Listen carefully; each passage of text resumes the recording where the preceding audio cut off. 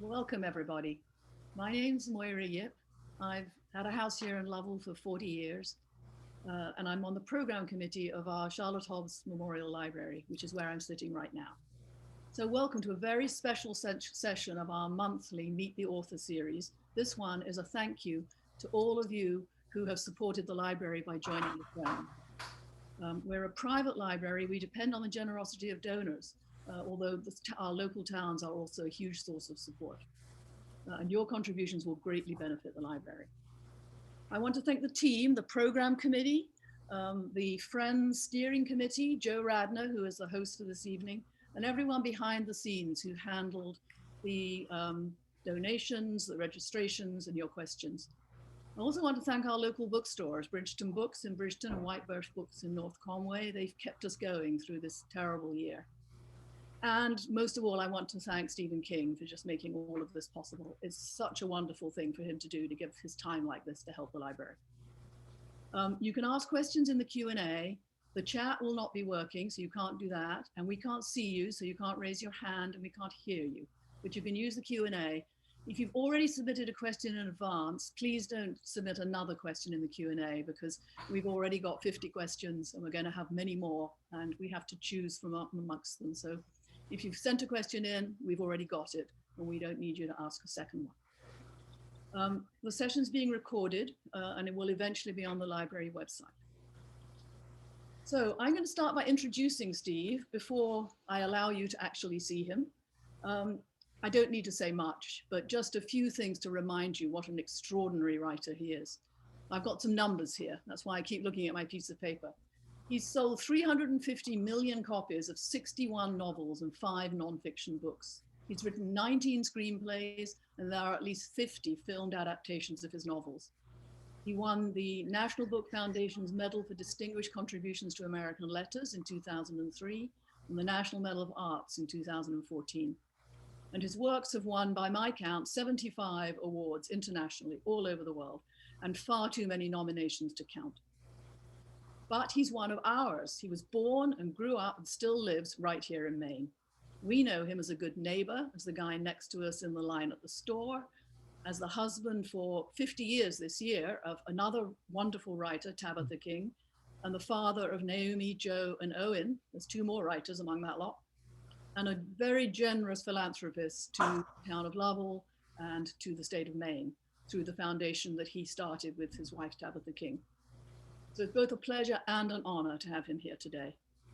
So before I bring him in, let me just explain how the evening will go. I will introduce him, I just have, and I'll chat to him for a few minutes. And then he's chosen a reading for us. And then after that, he and I will chat a little bit more. And then the rest of the evening will be for you. I'll be selecting questions from those you submitted in advance and those you're submitting right now. And we'll ask as many as we can, but I'm afraid it won't be possible to ask everybody's questions, but we'll do our best. And the goal is to finish at or very soon after 8 o'clock. So Stephen, can you join me now? There he is. Yes, there I am. Welcome to our Zoom, Stephen, and thank you so much for doing this. It's just fantastic. Oh, this is a pleasure. This is a pleasure, Moira. It really is. I just wish that I could be there in person and everybody else could be, but then who are in their pajamas would have to dress up. This is true. Yes. Yeah. Well, I thought I'd better take my pajamas off. So I even blow dried my hair and put on lipstick, which is not something that I do very often. When you and I talked about this beforehand, I said one of the things I would love to begin with is talking about the sort of sense of place in your work, and in particular, the role of Maine. I mean, a very high percentage of your books are set in Maine. Some of them, seemingly to all of us right here in Lovell, everyone pokes around in the books trying to figure out, is this Lovell or isn't it?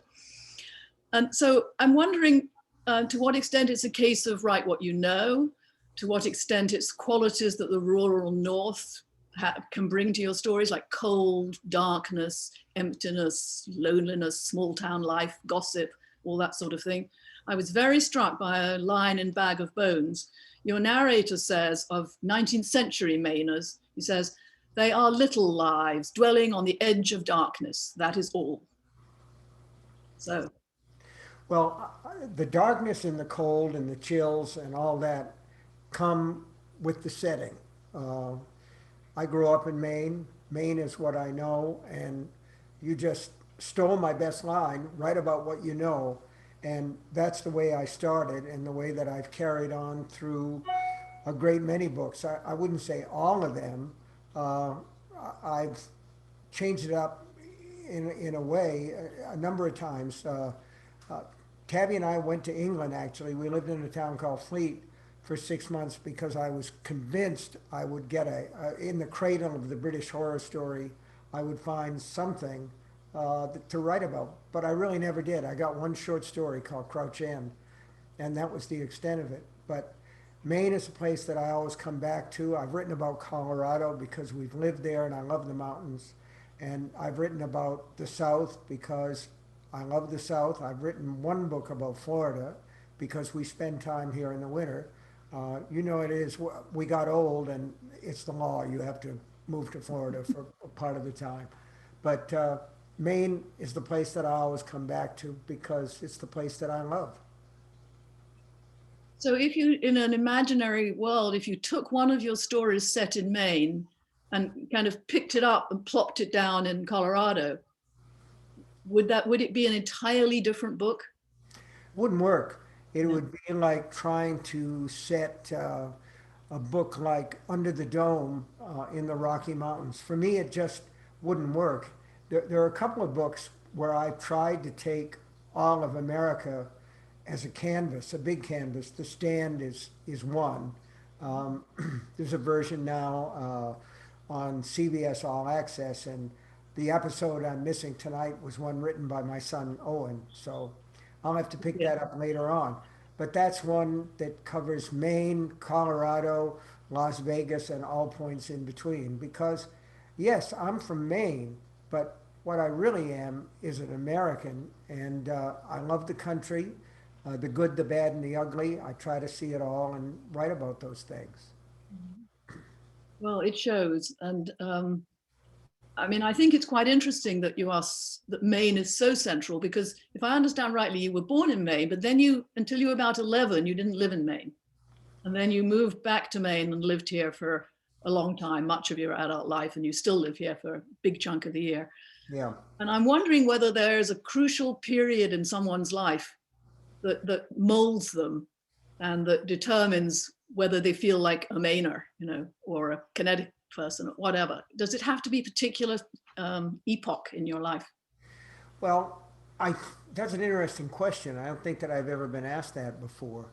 I think that having spent grammar school and high school and college all in the state of Maine, those are the things that made me. And I would say more high school and college because we moved back to Maine when I was, I think, 9 years old. So I actually went to a one-room school in Durham, and it was there were no running water. There were privies, and students ran to the farmhouse nearby to get water uh, to drink. And there was one teacher for 8 grades, and we all lined up when it was math time and that sort of thing.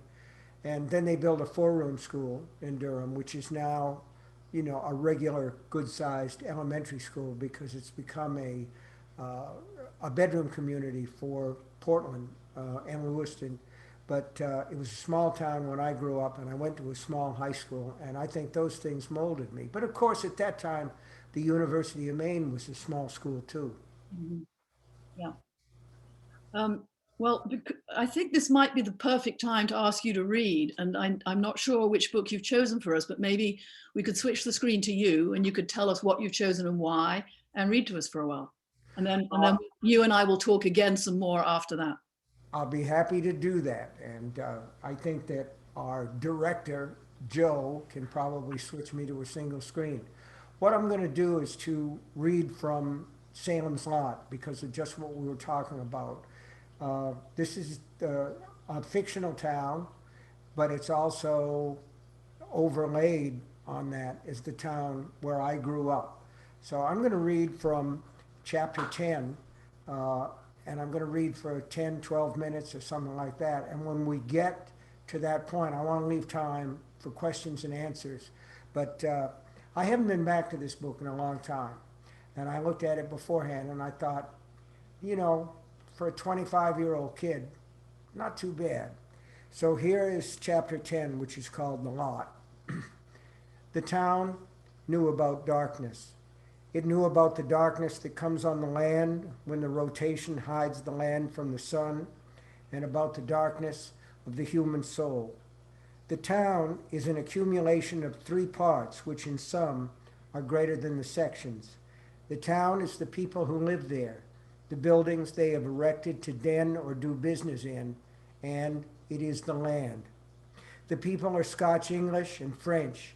There are others, of course, a smattering, like a fistful of pepper thrown into a pot of salt, but not many. This melting pot never melted very much.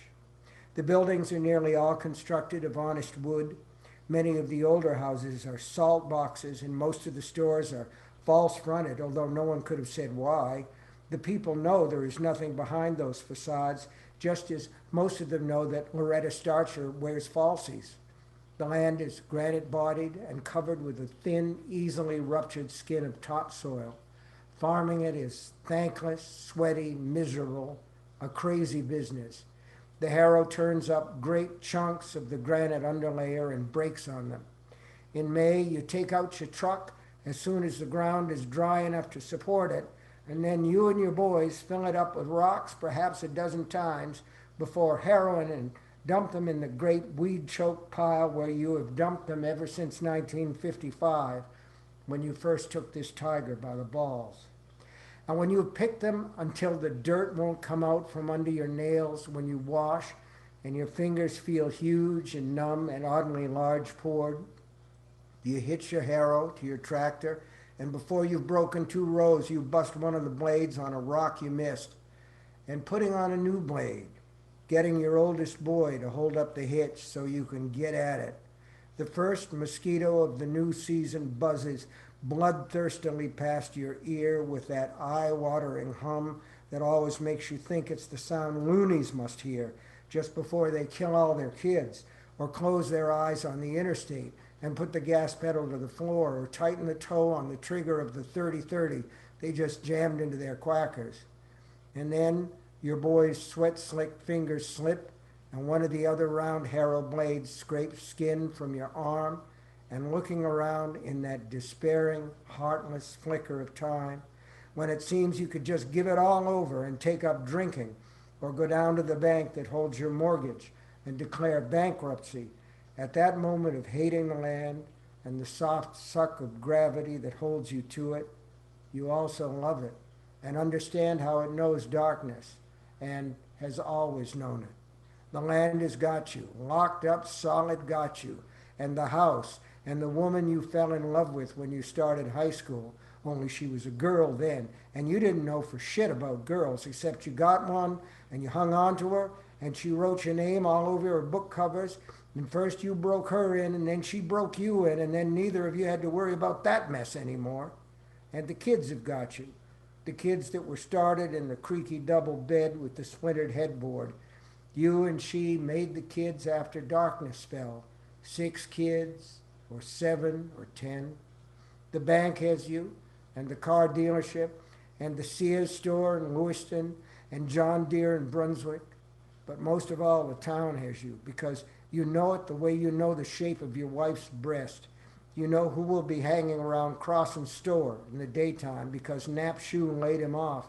And you know who is having woman trouble even before he knows it, the way Reggie Sawyer is having it with that phone company kid dipping his wick in Bonnie Sawyer's barrel. You know where the roads go and where on Friday afternoon you and Hank and Nolly Gardner can go and pack and drink a couple of 6-packs or a couple of cases. You know how the ground lies, and you know how to get through the marshes in April without getting the tops of your boots wet. You know it all, and it knows you, how your crotch aches from the tractor saddle when the day's harrowing is done, and how the lump on your back was just a cyst, nothing to worry about like the doctor said at first it might be. and how your mind works over the bills that come in during the last week of the month. It sees through your lies, even the ones you tell yourself. How you're going to take the kids and the wife to Disneyland next year or the year after that. Like how you can afford the payments on a new color TV if you cut cordwood next fall. Like how everything is going to come out all right. Being in the town is a daily act of utter intercourse, so complete it makes what you and your wife do in the squeaky bed look like a handshake. Being in town is prosaic, sensuous, alcoholic. And in the dark, the town is yours, and you are the town's, and together you sleep like the dead, like the very stones in your north field. There is no life here but the slow death of days, and so when the evil falls on the town, its coming seems almost preordained, sweet and morphic. It is almost as though the town knows the evil was coming and the shape it would take. So, that's my name. Thank you very much. I'm back. Thank you so much, Steve. That was terrific. It actually, Well, you would say that, wouldn't you? well, yes, I would say that. That is true. But I mean it from the bottom of my heart. It raises a question for me. I looked around because I didn't know whether you read your own audiobooks, and more people, this is how they read, is through audiobooks. And I discovered that you have read a lot of them, but you don't read all of them. And No. I was curious as to how you decide whether you want to read one yourself. And if you decide you're not going to, do you get a choice in input to the choice of reader? Because it makes such a difference with an audiobook to have a good reader. Yeah, it does. And I've been very fortunate to have a number of very good readers on my books. As far as which ones I decide to read, it mostly, well, first of all, if there was a female protagonist, narrator, or main character, I would not do that book. It has to be a book that I care about a lot. Um, the first time that I did it was Needful Things, which is a pretty long book. And I discovered then that reading books on audio is not for sissies. It's in a way like making movies. They even do it in takes so that every time you fluff the words, then it's another take. And they stop the tape and you start again from the point where you left off. It's tough work, but there are certain books where I feel like they're personal to me and I wanted to do it. And the other thing is, when I was in high school teaching, I used to play the kids The Wasteland, read by T.S. Eliot. And I thought how marvelous it was to be able to actually have his voice, because nobody knows the way the words are supposed to sound, the emphasis, than the writer who heard them first in his head. So, yeah, but a lot of people do it and do it much, much better than I do. Well, I think, Bill, wait a minute. Hold on. That's my wife. Tabby, I have to go because I'm doing a Zoom thing. why isn't Tabby watching you? I don't know. That's a good question. There you go. Well, you'll have to have a word with her later. I will. I shall tell you a very obscure fact, which is that you mentioned T.S. Eliot's The Wasteland. T.S. Eliot's wife was at the same school as me. There you go. Really? Seriously? No, I didn't know that. That's great. Why would you know that? She was much older than me. I never knew her, but anyway, sorry, everybody. This is off the point for our topic tonight.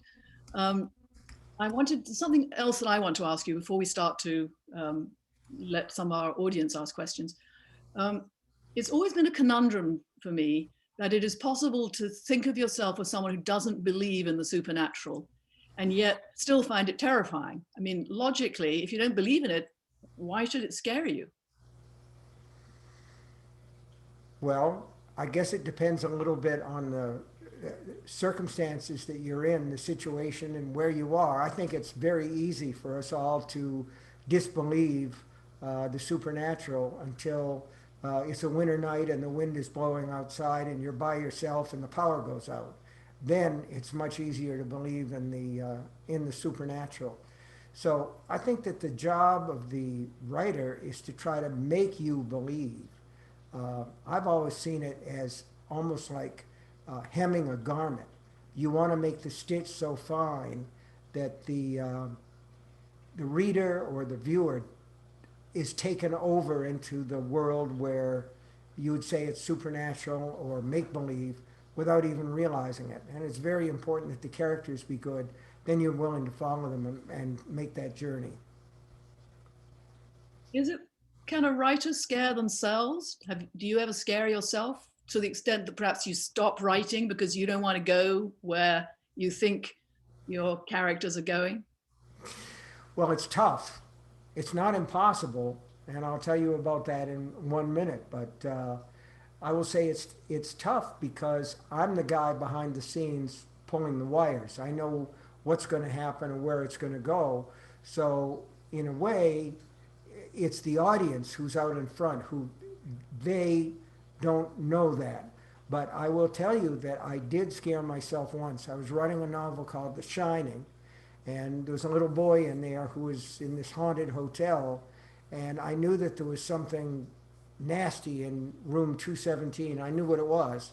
It was a dead woman who was in the tub who was going to come out, and that was scary for me to the point where I didn't stop writing, but I would think to myself, oh, 3 days and it's room 217, and then 2 days, and finally it's today. And my heart was kind of beating hard, and uh, I had no trouble visualizing it, and I wrote the scene and I was in it. But that was a kind of a cold sweat day. That's really interesting because the other circumstance could be if you went back to a book you'd written a very long time ago, where, I mean, could you read it as if you weren't the writer and would it then scare you? I I don't think so because you know where it's going. You know where it's going to come out. So I don't think so. I think it's scarier when it's kind of in your face. Okay, just curious. I'm going to ask, I've got one eye on the time here. I'm going to ask two more short questions. I Well, want to say have, that you can read a book that you've written years after, and it's almost like reading something someone else wrote. And why wouldn't it be? Because a space of years has gone by, you're kind of a different person, so you can rediscover that book. Unfortunately, you discover a lot of things that you would change too, but yeah. that's life. That's sort of what was in my mind, and I wondered whether it would extend to the point of actually being something that would then scare you, but it's perhaps not. It So, might make you wince. You kind of go, "Oh, I can't yeah, believe I wrote that." And I can think of examples, but I'm not you're gonna go there. not going to go there. All right. Um, so you once called the act of writing the road leading out of my imagination, which I thought was a terrific turn of phrase. And it was in a context of a character with writer's block. And so the road was blocked. And I just wondered if you could talk a little more about that feeling of it being a road, a river, I don't know, and what happens when it somehow isn't flowing anymore. Well, you know, I I have a good friend, John Irving, um, who The writer, yeah. every writer is different. Okay, he wrote The World According to Garp and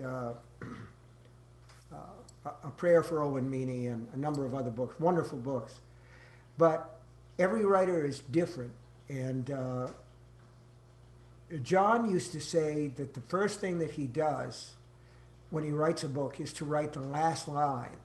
And I just kind of went, oh my God, John, what fun is that? Because you know how it comes out. And and he said, but that's the light I row to, which is another metaphor like the road. Now here's what I've been thinking about lately, and I've been working on a book uh, these last 2 months, I guess.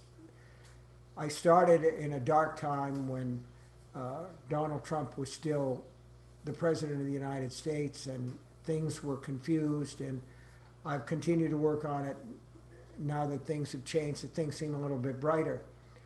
But the thing is, to me, the metaphor that's in that story is it's a little bit like walking into a dark room. And that's where I am now. You shine the light around and you start to see stuff, and you walk deeper into that room and you see more and more. But I'm in a place where I can see the room pretty well. But there are more rooms that are down the hall that have to be explored before I'm done. This is going to be a long book, I think. Uh, so I have to do that. And the other way that I've described it is, people will say, well, do you know where you're going? And the answer is sort of.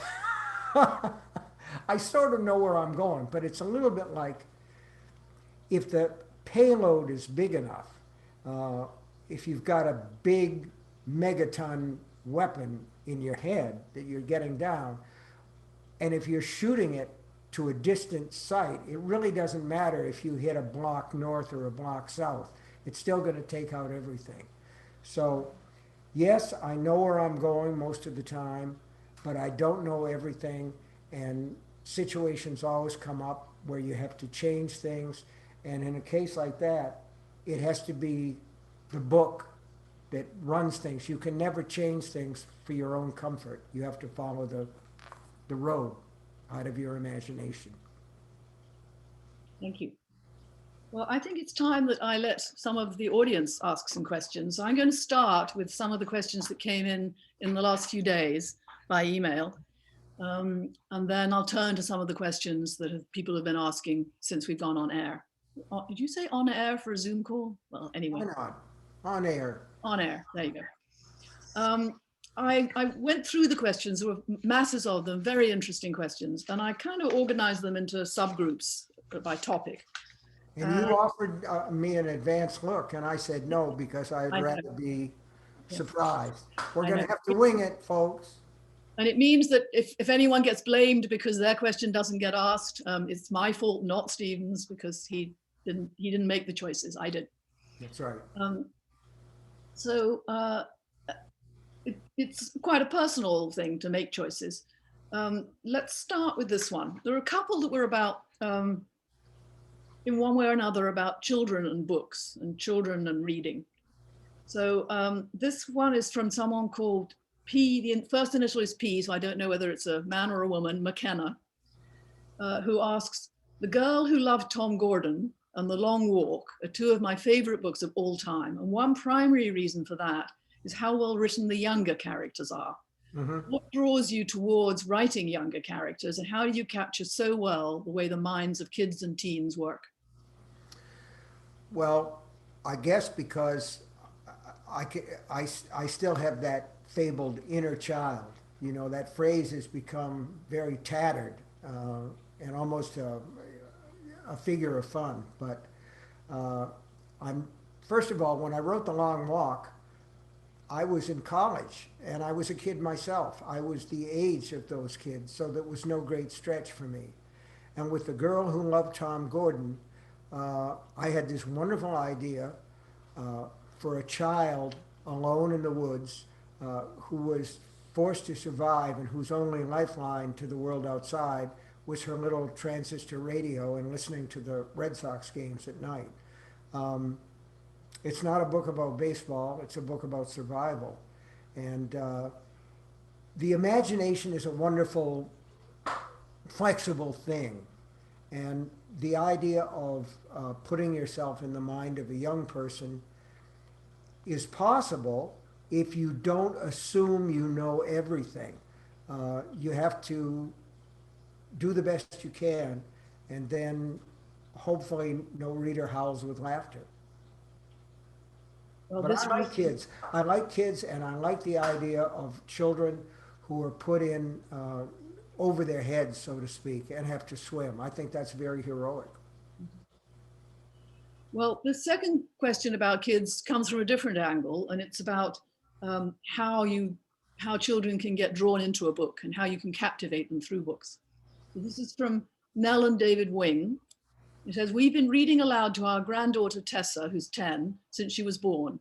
About 2 years ago, we began reading D'Aulaire's Book of Greek Myths to her, and she loves every gory detail, creatures emerging from legs, gods turning into animals, etc.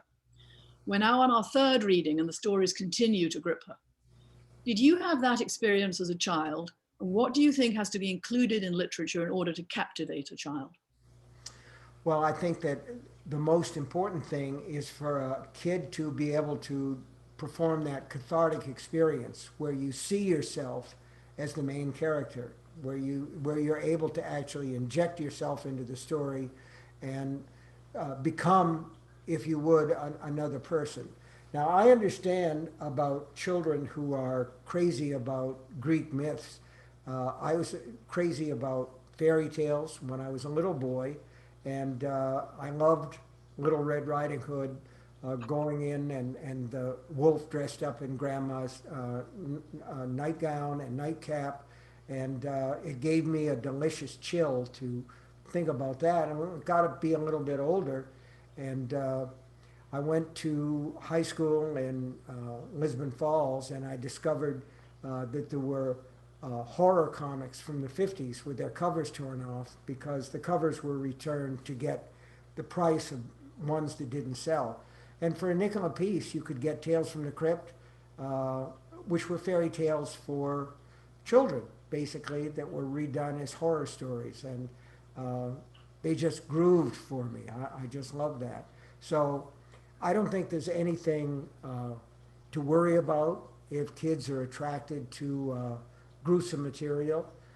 If kids want to get together in the downstairs rec room and watch Scream or Halloween Part 6, I think that's a natural part of growing up. And it's part of growing the imagination. But I want to hear more about imps coming out of people's legs. That sounds like a good story to me. Yeah, that has possibilities. Okay. Well, maybe I'll send you their email and then you can ask them to fill you in, you know. You know, it's funny too how we've homogenized the stories that we tell to children. Uh, there's a story called Rumpelstiltskin, and the idea is that the daughter of the miller has to spin straw into gold for the king, or she's going to lose her head. And this little imp comes along, Rumpelstiltskin, and offers to help her. Uh, First, he wants a necklace, and then he wants her ring, and the last thing that he wants is her firstborn child. And she she says, "Well, if I guess your name, will you let me alone?" And he says, "Yes, because nobody can guess his name." And a friendly owl hears him dancing in the woods and saying, "She'll never guess my name. It's Rumpelstiltskin." And the uh, owl comes back and tells the girl. Well, in the children's story and in the cartoon, because there's always a cartoon, isn't there? Rumpelstiltskin is so angry that he runs away, and in one version he flies away on a spoon. But in the book, in the Brothers Grimm fairy tale from 1857, Rumpelstiltskin is so angry he drives one foot into the ground, grabs his other foot, and rips himself in two. And they gave that to children who loved it. Oh, it's like the Strull Peter one's little boy who burns himself up and things. There's a lot of pretty nasty stuff out there in earlier I eras. love that story. Um, so I'm going to change tack because it wouldn't be fair not to ask some of the questions from some of your most devoted fans who've asked all sorts of questions about future book plans. So I have no idea what you're willing to divulge, but there must have been 3 or 4 different people who asked some version of, can we expect a Dark Tower story or a sequel to Black House soon? And someone else asked, is there a prequel or a sequel to The Outsider planned? Um, and well, there's a couple of others that are a little more complicated. So let's start with those. Okay. Um, the Dark Tower kind of surrounds everything, so that there are no plans per se to write another Dark Tower book because I think that's done as far as I'm concerned.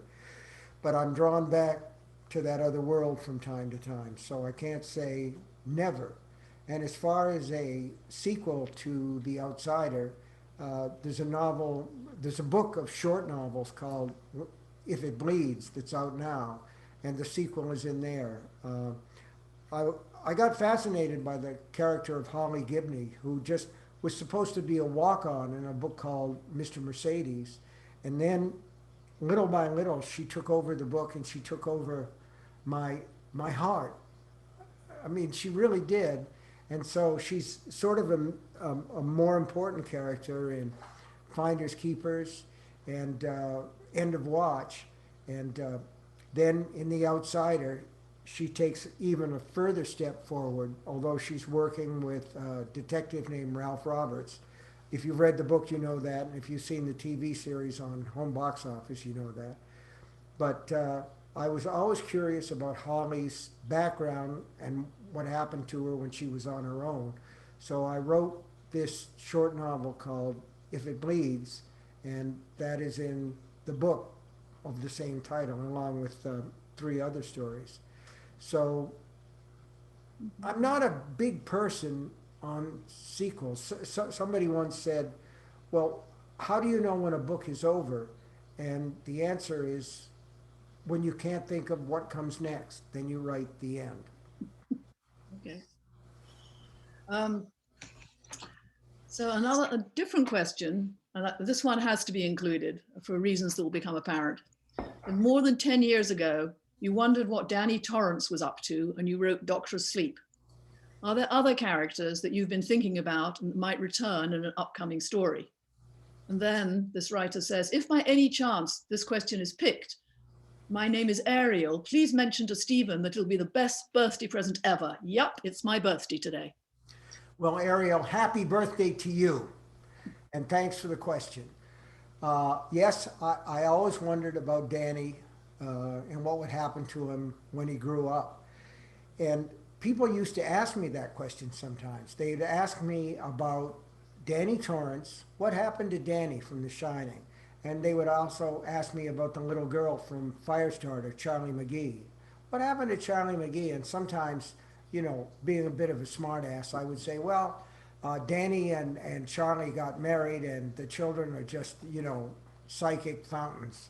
Uh, but that I never really considered that seriously. But I was really seriously curious about Danny Torrance as somebody, a small child who'd been through that sort of traumatic experience, particularly when he had a psychic talent, a strong psychic talent, but also because he had an alcoholic father. And at the time that I wrote The Shining, I was an active alcoholic. I was using all the time. And I remember thinking very smugly, well, yes, I drink a fair amount, but this character in the story I'm writing is a real alcoholic. Well, eventually I stopped drinking, stopped taking drugs, uh, got sober, and naturally at that point, it became interesting for me to say to myself, I wonder what happened to Danny, the child of an alcoholic, what people in various recovery programs call a codependent.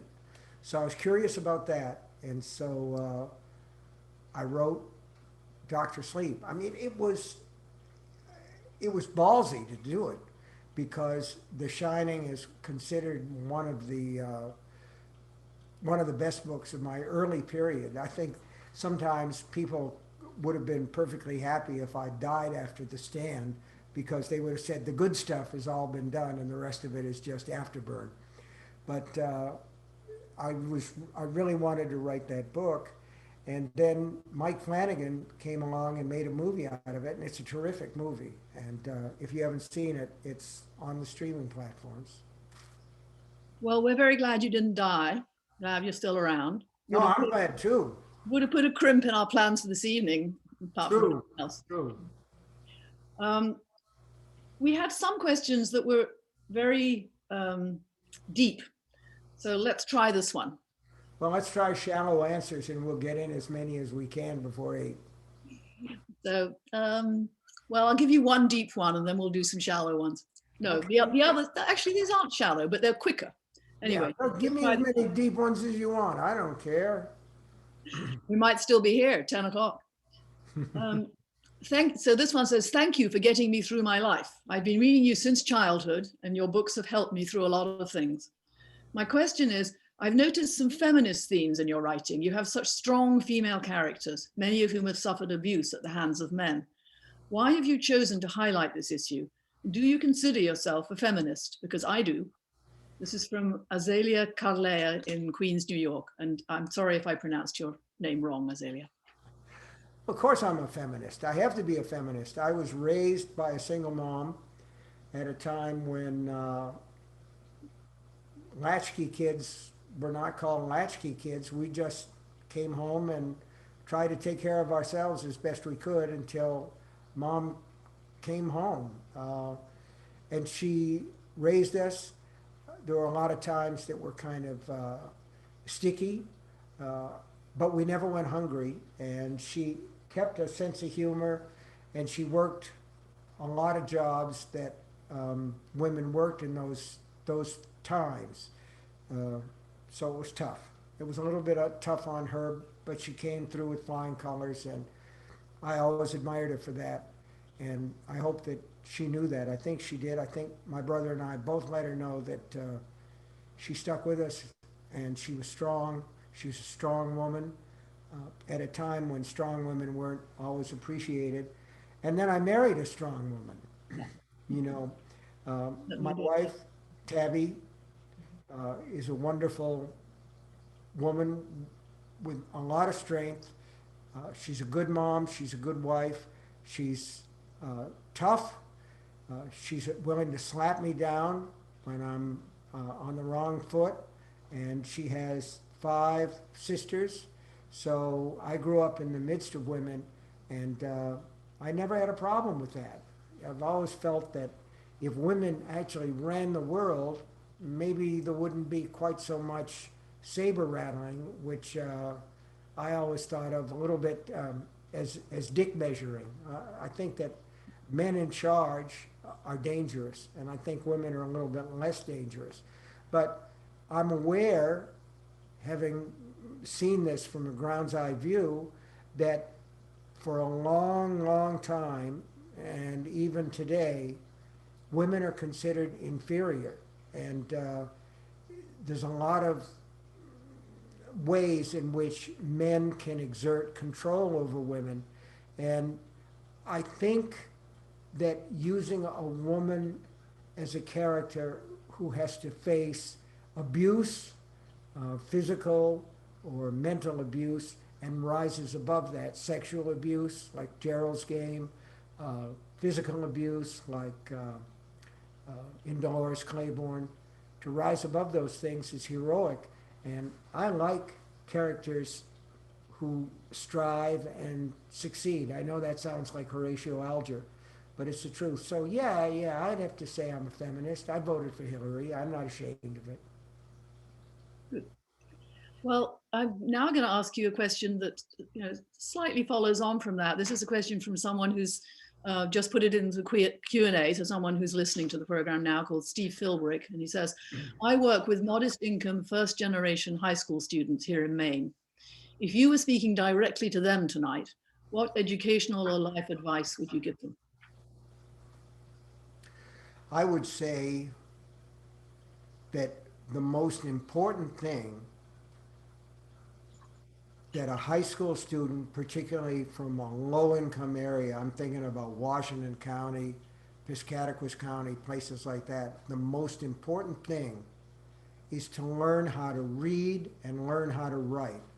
Because in the 21st century, the world belongs to people who can express themselves and who can read the expressions of others.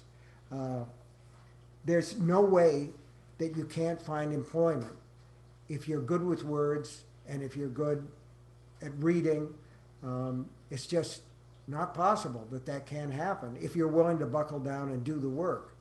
Now, when I got out of college, I went to work first pumping gas in Brewer, Maine, and then working in a wet wash laundry in Bangor, Maine.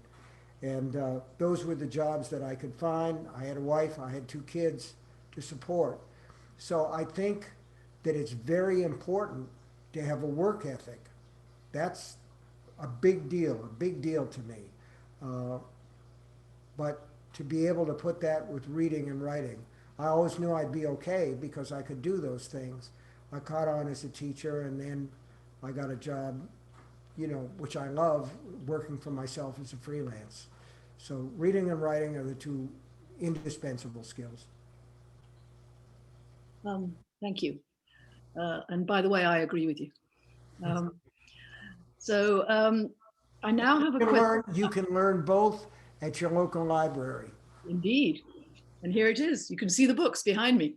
That's right. So this question comes from Duilio Cerini, who's here with us tonight, and he's in Rome. So it must be very late at night for him in Rome. He must have wanted to really stay up in order to watch you. And he says, I think it must be a he. Don't you think that the villains from your latest books are much more real, human, and fallible than those from the previous ones? I think, for example, that Annie Wilkes is much more a monster than El Cuco, who thinks and reasons like a human being and only wants to survive. Mm-hmm. I think there's some truth to that. I love the imagination, and I feel that the interest for me in a book like The Outsider isn't so much the villain, El Cuco. Uh, what I was interested in there, I think, was Ralph Roberts' inability to believe and his arc, if you will, from utter disbelief of believing in just rational things that the senses can touch, feel, hear, see, smell, to being able to believe in a supernatural being. So I was interested in the arc of belief in that book. Of course, I was also interested in telling a good story because that's a big deal to me. But someone like Annie Wilkes in the real world, or Brady Hartsfield, the guy who runs into the people in the job fair line, we know that there are people like that. We know that there are crazy fans out there. My God, one killed John Lennon. They break into celebrities' houses because they want to be them, they want to be their best friend, they want to be their number one fan, like Annie Wilkes. Or Brady Hartsfield, there are people who just have issues who want to go out in a blaze of glory. We saw some of that in the U.S. Capitol a couple of weeks ago. So yeah, those people are really scary because they really can be out there in the world. But I like both. I like both. Okay, I think I'm going to be able to fit in two, maybe three more questions. So I'm going to have to be very selective. Here's one from Sean Weldon, who is also here listening to us now. Says, how do you and Tabitha help each other with the writing process? And what would you say has been her biggest contribution to your work and yours to hers? Faith on both our parts. I would say faith, and that's true for the kids too. Uh, Faith in them and their process. Uh, there's no need to meddle into it big time because you believe, you have trust in those people and their creative abilities to do the work. And stand back, and if you're asked to take a part, then you do. I know that Tabby has read my books. She's made suggestions. There are times when I will call her or text her or walk into the room wherever she's reading her own book or working on her own stuff and say, look, I've got a problem here. Tell me about this, or tell me about that. And the ideas aren't always things that I decide to use, but they always let light into the process because you're on your own. And it's nice to have somebody around, not somebody who can sit at the desk with you and read over your shoulder and say this word or that word, but somebody who can read it at the end. And you know, one of the best memories of my entire writing career as a married man, we were living in Bridgeton, and I had written a book called The Stand.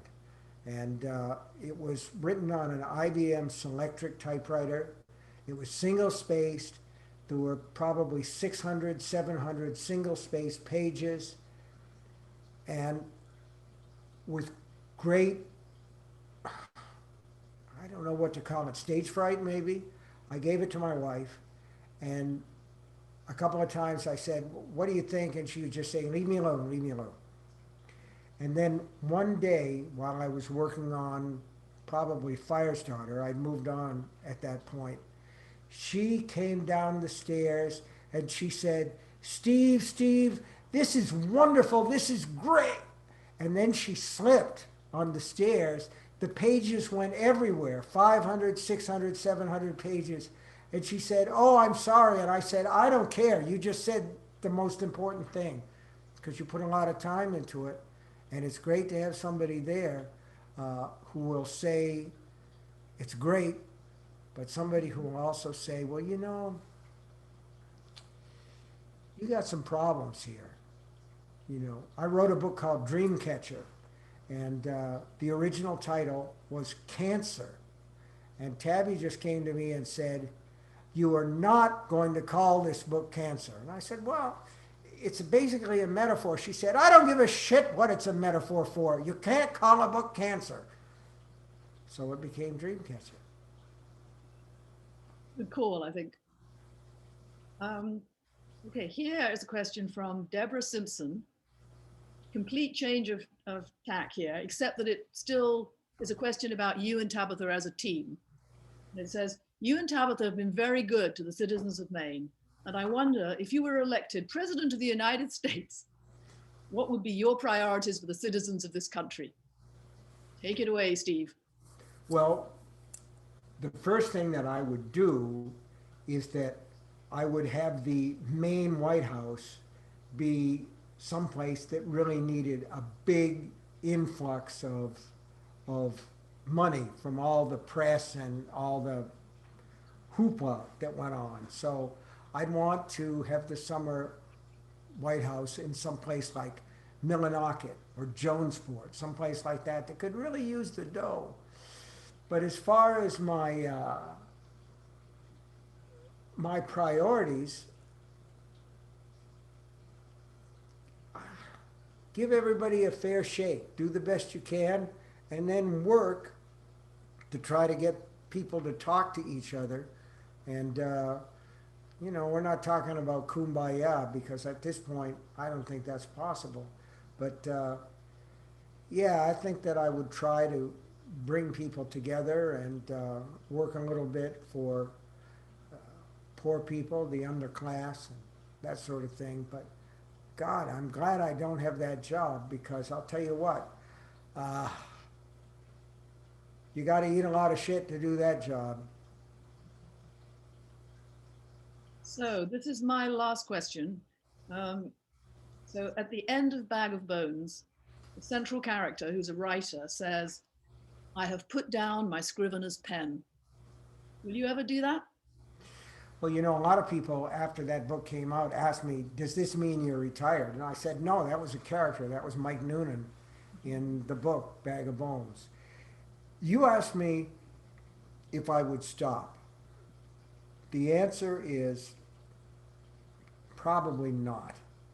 But that said, okay, I think there'll probably come a point in my life, I'm 73 now, when my kids will come to me and very gently say, "Dad, it's time to turn over your car keys." Okay? And there may come a time when fans or people that I trust, readers, writers that I trust, that I've become good friends with over the years would come to me and say, "It might be time for you to stop publishing." At which point I probably would do that because you know, you want to go out feeling like you're on top of the game. You don't want to go out feeling like, uh, I let people down. So I would like to think that I would know when it's time. And hopefully I will. But hopefully, you know, it would be great if life and talent ran out together. That would be good. Well, it's pretty clear from the response we got to organizing this event that your readers um, do not think that time has come yet. So don't put your pen down anytime soon, I think is the message that came through loud and clear to all of us. Well, that's terrific. Thank you. So I think that's where I'd like to start bringing things to a close. Stephen, thank you so much. It was just wonderful. Thank Well, you. thank you. I appreciate it. It's been a wonderful thing. And the next time we'll actually see each other in person. I mean, I see you, Maura, and I see you, Joe, and I thank you both for all the work that you've put into this. But I especially thank every one of you who came out and spent time to listen to me blab. Well, here. Thank the whole audience. Just wonderful. And for supporting the Friends of the Library. We hope you'll stay friends forever. And you'll be excited to know that in addition to spending this evening with us, Stephen has generously donated a dozen signed books, which we're going to raffle off sometime later in the year, probably early summer, something like that. So if you're on this Zoom tonight, you'll get an email announcing this raffle in due course. So that's, again, obviously to support the library. So thank you for that too, Stephen. Will it be one of your new books, do you think?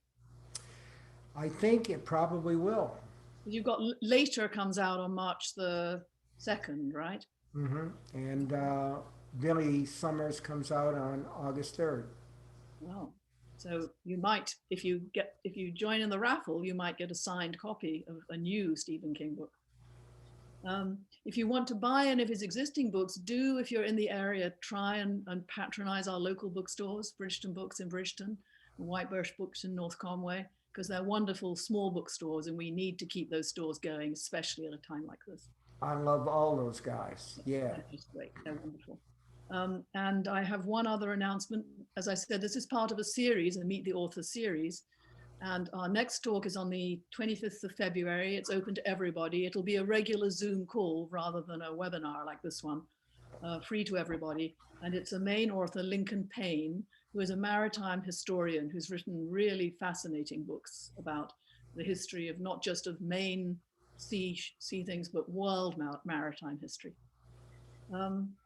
So keep your eyes open for that. And thank you again, Steve. Thank you. Thank you so much. Okay. Goodbye, everybody.